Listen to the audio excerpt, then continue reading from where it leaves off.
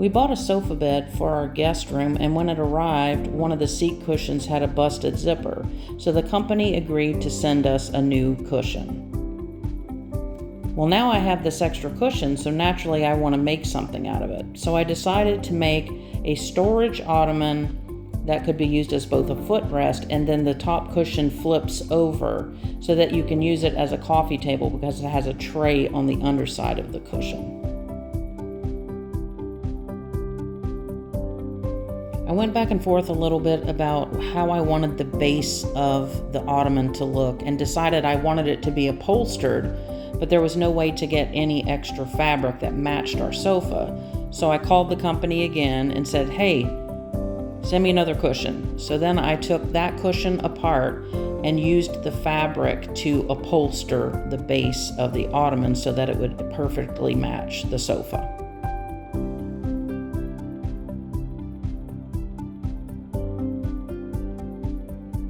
My first attempt at building the base didn't go well, and I made some mistakes, so I had to take it apart and start again. My second attempt at building the base turned out better. It was the right height overall to match up with the couch once everything was together. And then I chamfered the feet to give them a little more finished look. I stained them with a combination stain and polyurethane and added some slides. Once I had the base fully assembled, I went ahead and did a test fit of the cushion on top to make sure that the dimensions were correct once everything was put together, and it fit really well, so I was pretty happy at this point.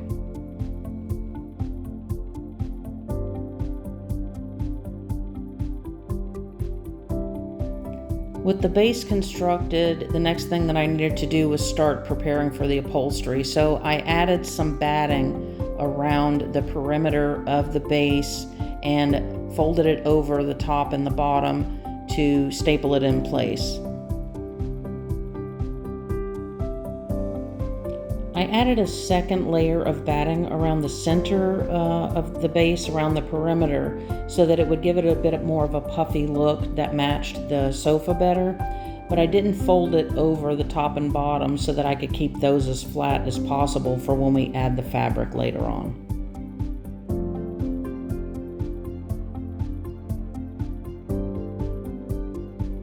Since we have about 8 inches of height above where the feet are showing, I wanted to make it into a storage ottoman. So I put some cleats around the perimeter level with the bottom so that I could set a piece of plywood down to create a bottom that would allow for storage. Once I got the bottom installed, I realized I had some spacing around the 4 sides, and so I cut some extra pieces of plywood and sort of stuck those down along in those cracks along the perimeter, and it actually made it a lot smoother inside, so that worked out okay.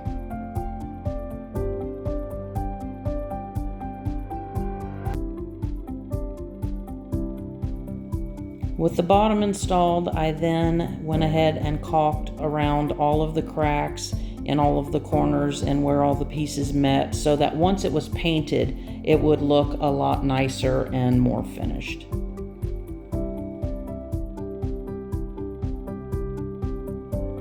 Once the caulking was dry, I went ahead and applied 2 coats of white paint, and it was a semi-gloss because that's what I had lying around and I didn't want to buy extra paint just for this project.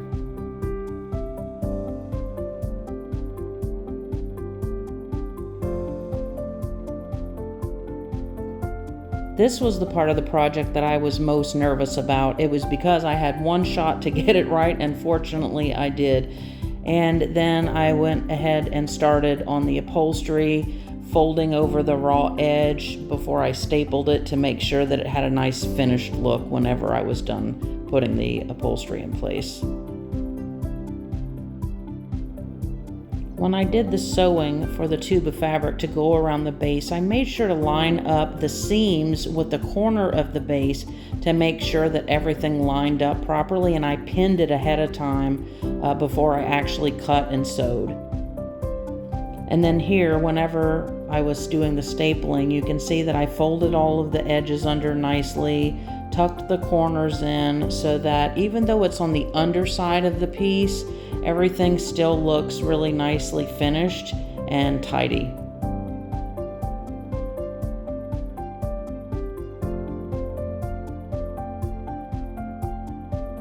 Since I was starting this project with an existing cushion for the top, it was a little more challenging to figure out how I'm going to attach this tray to an existing cushion. So what I did was followed an idea from a guy that I saw him build a similar project. And so what he did was take 2 thinner pieces of plywood and stack them on top of each other. He drilled some holes and put T-nuts in one of them, and he put that piece on the inside of the cushion, like under the fabric of the cover. And then he put his tray, which he made with the other piece of plywood, put that one on top, and then used screws to secure it to the one that's inside the cover. And it was a really great idea, so that's what I ended up doing.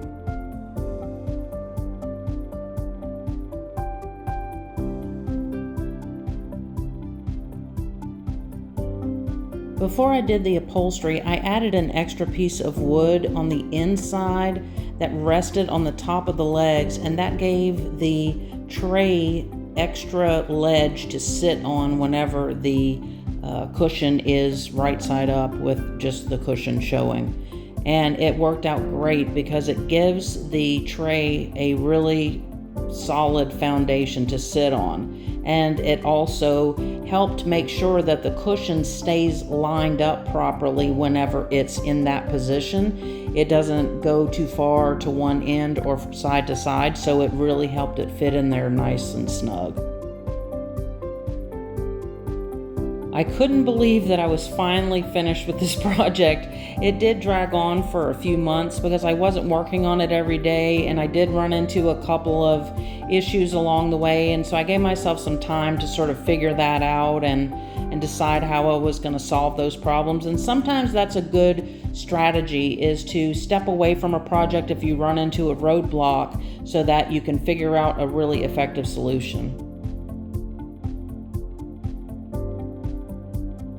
And here we have the final product in place as it was intended to be used, sitting in front of the couch. And both with the tray showing and with the cushion up, it fits perfectly. Everything lined up great. I was thrilled. I was so nervous that once I got it in place that it wasn't going to fit properly, or it was going to be too tall or something like that. But it came out just great, and I was really happy with it. Thanks for watching.